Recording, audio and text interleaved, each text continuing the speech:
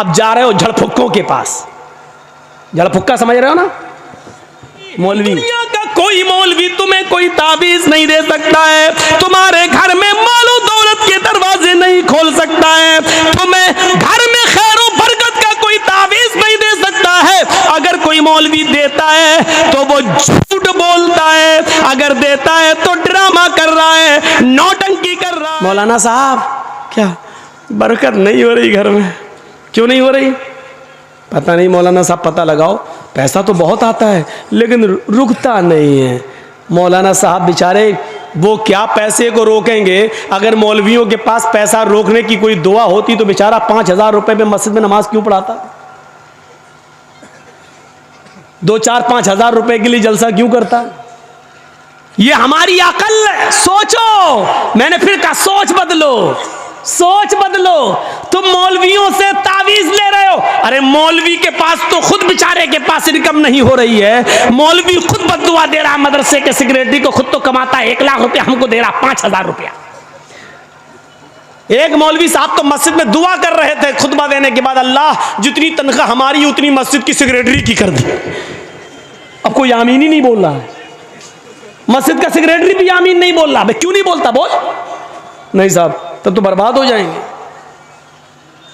मौलाना साहब दुआ कर अल्लाह मेरी रोजी रोटी में बरकत दे, बोल आमीन, यानी 5,000 रुपए में आमीन हो रही है। और जब वो मौलवी दुआ करता अल्लाह मदरसे के सेक्रेटरी की, मस्जिद के सेक्रेटरी की, सबकी उतनी तनख्वाह कर दे जितनी मेरी, तो कोई आमीन नहीं बोलता।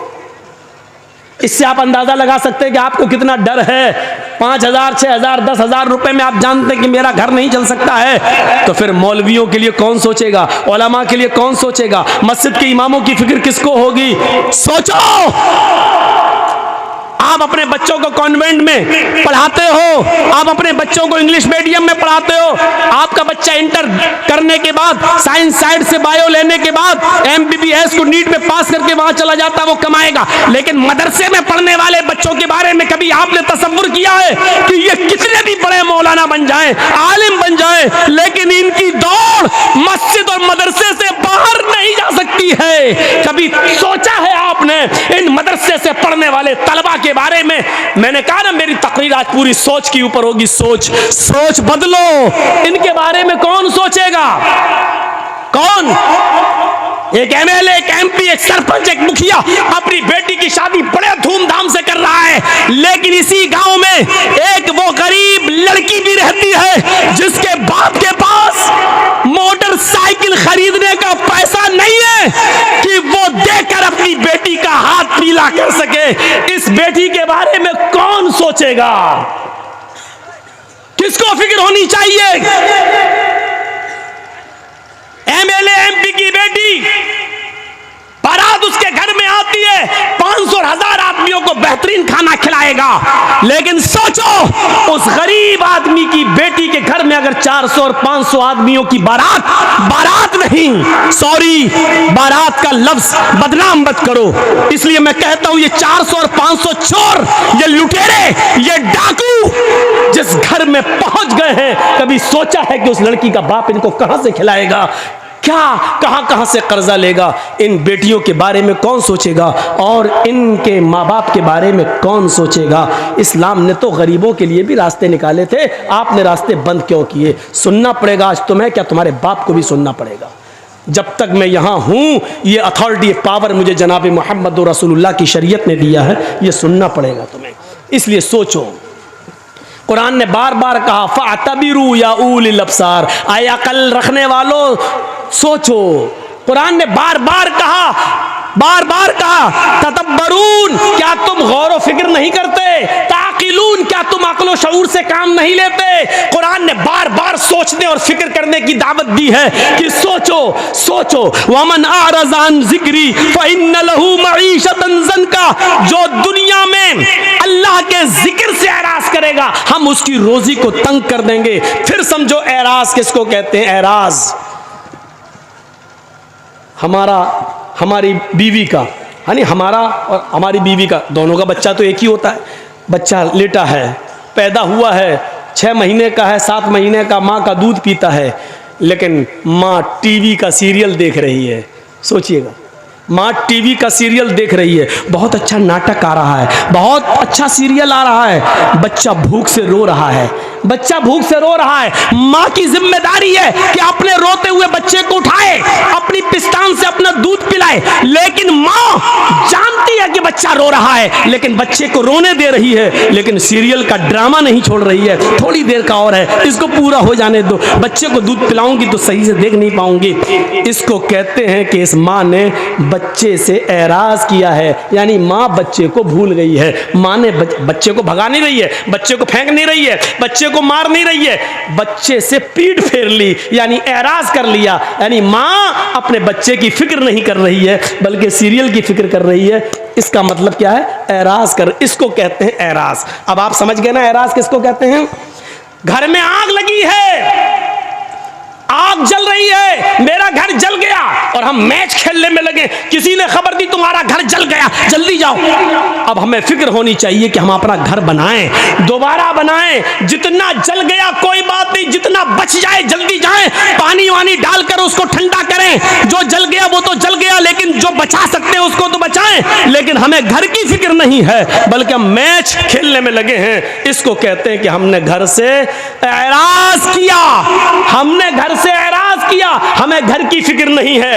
इसको कहते हैं एराज। बच्चे से मुंह फेर लिया, यानी बच्चा रो रहा है लेकिन माँ टीवी देखने में लगी है, इसको कहते हैं बच्चे से मुंह फेरना, इसी को एराज कहते हैं। और कुरान ने इसी को कहा है, वमन अरज़ अन ज़िक्री फ़इन्न लहू मईशतन ज़ंका, जो मेरे जिक्र से, मेरी नमाज से एराज करेगा, यानी आजान के वक्त मस्जिद में नहीं आएगा, खेत में लगा हुआ है, खेती कर रहा है, बाजार में लगा हुआ है, मार्केटिंग शॉपिंग कर रहा है, हाँ, चाय पीने में लगा है, होटल में बैठा है, आजान की आवाज सुन रहा है लेकिन मस्जिद की तरफ नहीं जा रहा है, आजान की आवाज सुन रहा है, कैरम बोर्ड खेल रहा है, आजान की आवाज सुन रहा है, लेकिन वो अपने मशगले में अपने काम को नहीं छोड़ रहा है। इसको कहते हैं कि उसने नमाज से एराज किया है। वमन अरज़ अन ज़िक्री, दुनिया का कोई मौलवी तुम्हें कोई ताबीज नहीं दे सकता है, तुम्हारे घर में मालो दौलत के दरवाजे नहीं खोल सकता है, तुम्हें घर में खैर और बरकत का कोई ताबीज नहीं दे सकता है। अगर कोई मौलवी देता है तो वो झूठ बोलता है, अगर देता है तो ड्रामा कर रहा है, नौटंकी कर रहा है। अल्लाह ने पहले ही कह दिया, जब तू मेरे जिक्र से, नमाज से मुंह मोड़ेगा तो हम तेरी रोजी को तंग कर देंगे। अब तू चाहता है कि हमारे घर में खैरो बरकत हो, अगर तू चाहता है जो कमाता है वो पैसा रुके, तो नमाज को पाबंदी के साथ अपने वक्त पर पढ़ना शुरू कर दे।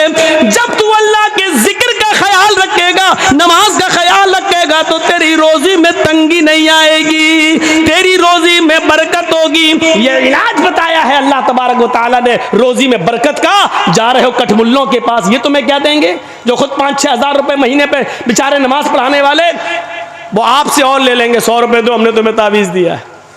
51 रुपए दो, 101 रुपया दो, हमने तुम्हें इतना अच्छा, इतनी मेहनत करके तावीज़ बनाया। उनका तो रोजी रोटी इसी पे चली रही है, वो तुम्हारे घर में रोजी और रोटी के दरवाजे क्या खोलेंगे? वमन अरज़ अन ज़िक्री। अब सुनिए, अल्लाह के जिक्र से एराज करने वालों का अंजाम क्या होता है, नमाज को नमाज के वक्त पे न पढ़ने वालों का अंजाम क्या होता है, वो भी सुन लीजिए। सन 1995 की बात है, 1995 की तकरीबन। सुनिएगा गौर से, ये वाक़या हमारे और आपके दिलों को झंझोड़ देगा। ये बात कब की है? सन 1995 की, 1995। 21 साल ये, 5 वो, तकरीबन 26 साल पुराना वाक़या मैं बता रहा हूँ। सुनिए, गाजियाबाद से बाई रोड की बात कर रहा हूँ, बाई रोड, जब आप लखनऊ से कटते हुए, बरेली होते हुए, मुरादाबाद होते हुए जब आप गाजियाबाद जाएंगे, और गाजियाबाद से जो सड़क दिल्ली की तरफ गई है, बीच में एक एरिया है, गांव है, उसका नाम है लोनी।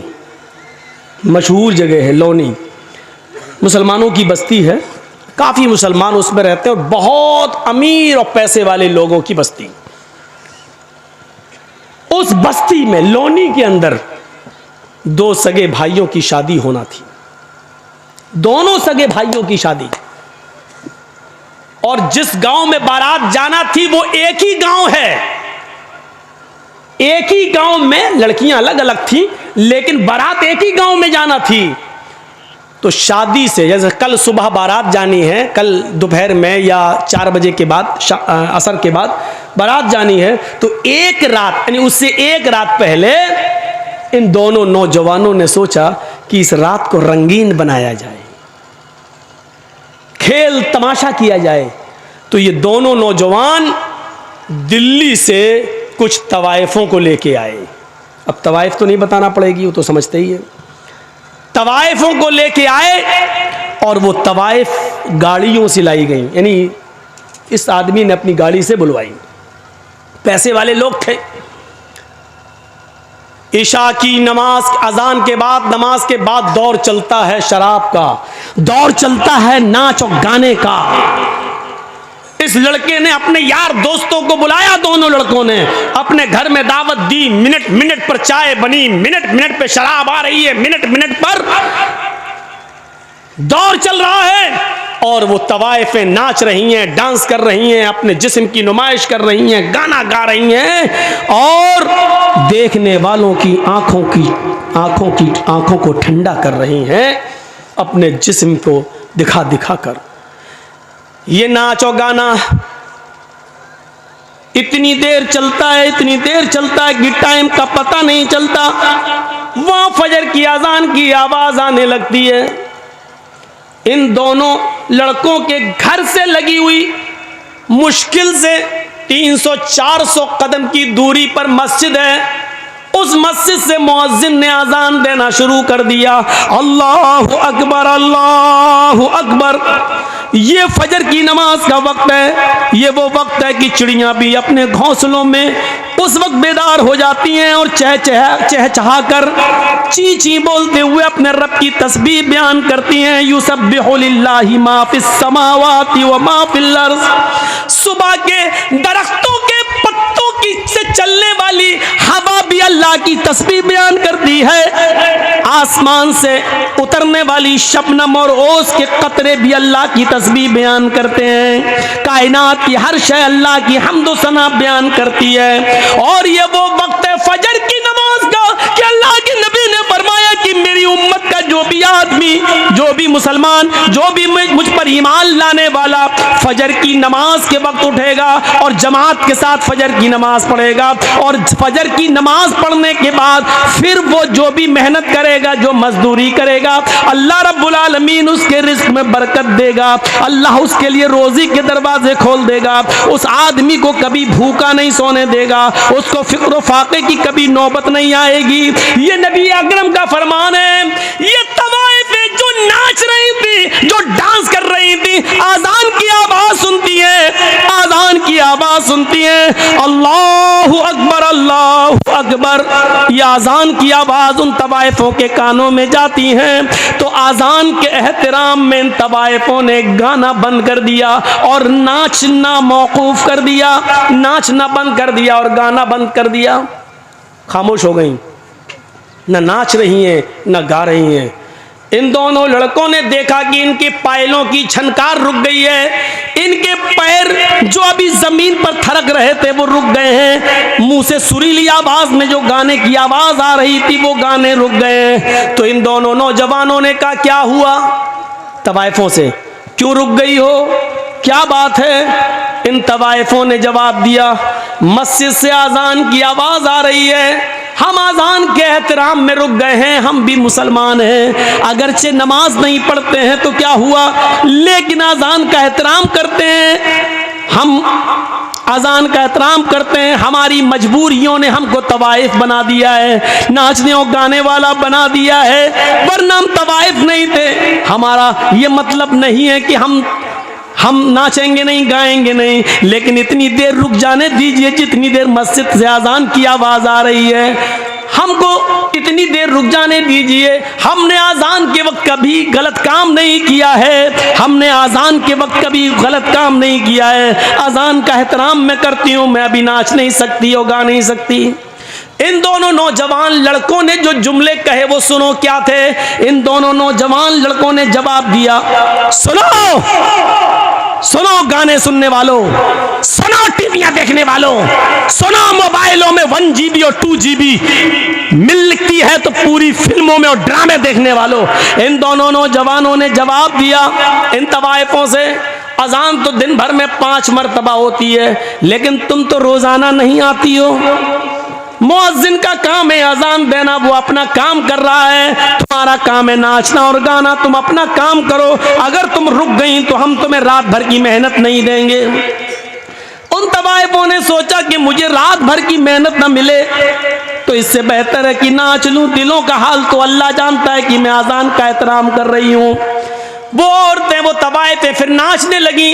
अजान की आवाज आ रही है, उनका दिल गवारा नहीं कर रहा है नाचना, लेकिन इन दोनों भाइयों ने कहा मुअज्जिन अपना काम करता है, तुम अपना काम करो, अगर नहीं करोगी तो हम तुम्हें मेहनत नहीं देंगे, हम जो सौदा हुआ है वो तुम्हें रकम नहीं देंगे। उन तवाइफों ने दोबारा नाचना और गाना शुरू कर दिया।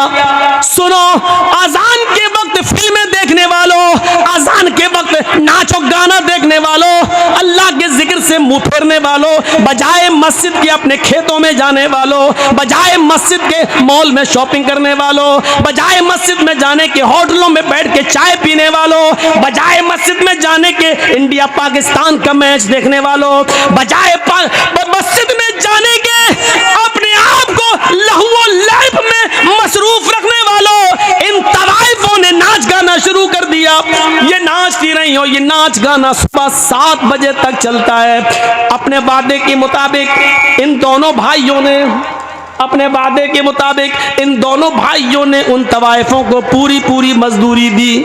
उन तवाइफों ने कहा, देखिए हम औरत जात हैं, पेशावर तवाइफ जरूर है, हम पैसा मिलता है सिर्फ नाचते और गाते हैं, लेकिन अपने जिस्म का सौदा नहीं करते हैं, हमारी इज्जत को खतरा है। तुम लोग इज्जत के साथ मुझे लेके आए हो, मुझे इज्जत के साथ दिल्ली तक पहुंचा दो। इन दोनों भाइयों ने सोचा कि चलो लौंडी से दिल्ली है ही कितना दूर, हम इनको पहुंचा देते हैं, फिर वापस आ जाएंगे।